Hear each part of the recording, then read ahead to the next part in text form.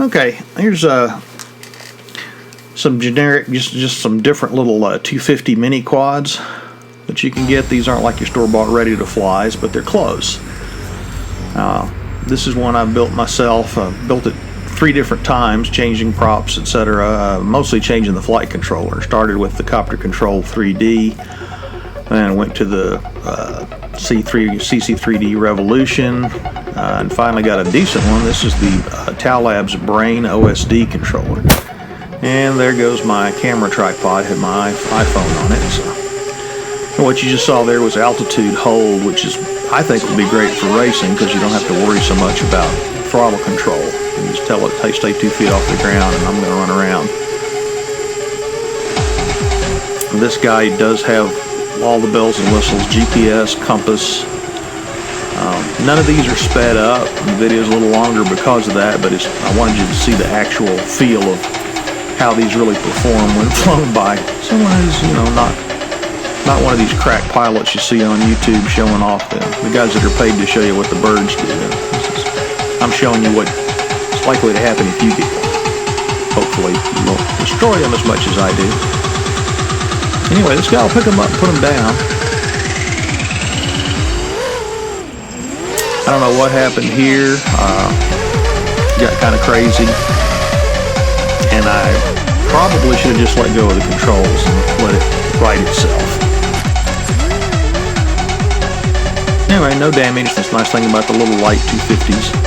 Now here I have it in position hold. Most of the controllers aren't jerky like this in position hold. Now this one's not if you're leaving it still. But I was trying to make it move, override it, and the way there's this program, position hold means position hold. It fights you. Now, there's all kinds of different ways you can tune these things. I've got it in a attitude mode. All of these are set up this way throughout this video, which basically keeps you from being able to flip it or what have you. Now, I've thrown it into the position hold here. You see I'm fiddling with cameras and I'm not controlling it at all. He's just sitting right there. Now, here's the on-screen display. I was using a little stubby antenna that came with the Bosscam DVR. So sorry it's snowy. It looked good for my goggles and in the big diversity receiver I had. Yeah, I'd say he's got position hold down pretty good. That is sweet. I see you and you see me. There's only one thing this could be. I think you know just what And postcards are available in the gift shop. I'm with you, I feel so free. You can freeze frame this if you want to study the after-flight statistics from the brain. This guy's the Foxtech FPV Beetle. This is a kit. Comes with pretty much everything you need. Now, I took the DaVinci radio off my Storm Racer, replaced it with Futaba's, and so I'm using the DaVinci radios to fly the Beetle. Now, this jerkiness, I've got it overtuned apparently. It's a very capable bird, very fast, agile. This is my fault. I need to play with the tuning parameters some more. It's just got way too much gain.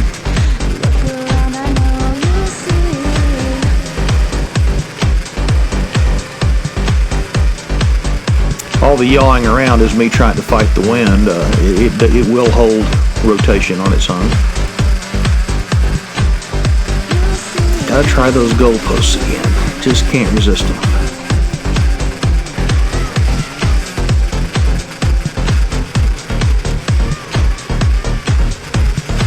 Makes a good pogo stick.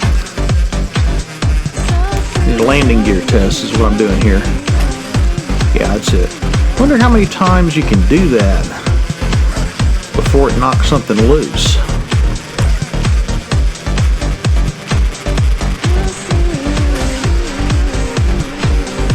Okay, that many times. So now that the Mobius has jumped off, this is an on-screen video. This is pretty much what I'm seeing in the goggles, although not as snowy. I'm still using that same little stubby antenna. Notice how much better it looks here. So apparently the transmitter on the Cicada gets along better with the Bosscam.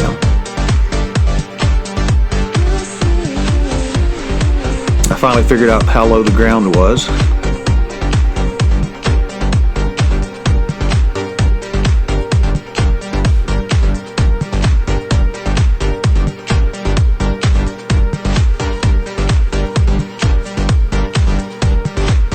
He's a hexarotor, not a quad.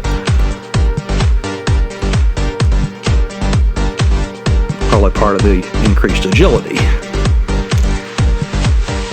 Now this is the Storm Racer.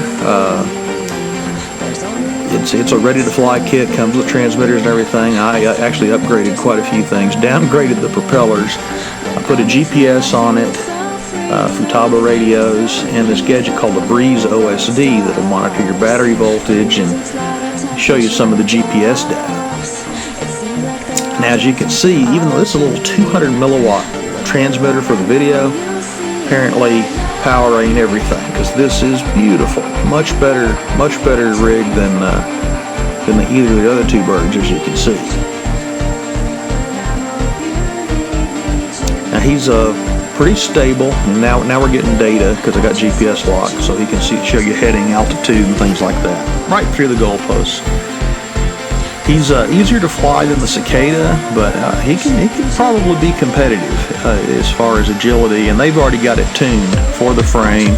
So just don't mess with it. It's got a CC3D on it from OpenPilot, but the guys at Storm have already tuned it up for you. So you get it already built. It's just like you built it yourself, only they built it and tuned it.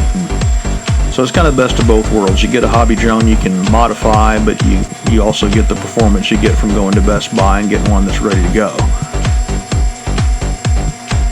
I decided to take it up a little bit, take some shots of the area. It is quite windy throughout all these videos, which is part of what made it more realistic for you to kind of see what's happening.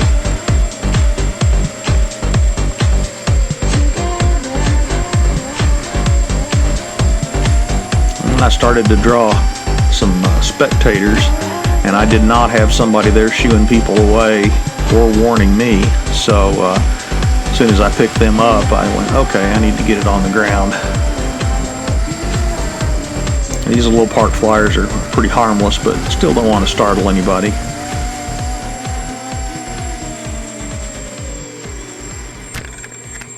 So there you go.